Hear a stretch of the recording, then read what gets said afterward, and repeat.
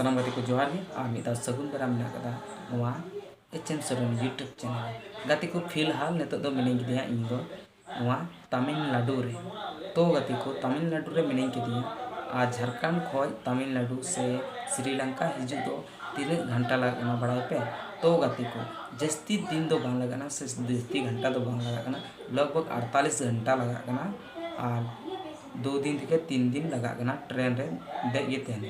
तो गाते को आपे तमिलनाडु में हेन मेनखान आपे बड़ाई सना पे गया पासे तमिलनाडु रे चे को मेना कदा चे बनु कदा केरल ना बाजार माइन उदु आपे थे लेको दो वहाँ तमिलनाडु रे हेज केना तमिलनाडु ना चे को मेना कदा मार्केट रे से बाजार रे से चे को हाव भाव चे का को रोड़ा।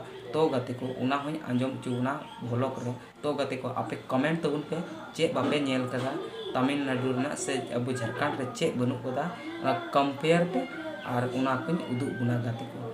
तो गाते को वीडियो तो नोआ गी तहे गना। तो आपे नोआ वीडियो पे कुसिया कान खा तो लाइक कताबन पे और बापे कुसिया कान खा डिसलाइक कताबन पे और प्रेम गाते कोटे शेयर तबन पे और चैनल रे नोआ खा चैनल सब्सक्राइब करते जब कताबन पे और बेल आइकन घंटी हां दबा तबन पे। तो गाते को और कमेंट तबन पे उकाटा बापे नेल का कमेंट तबन पे उना ब्लॉग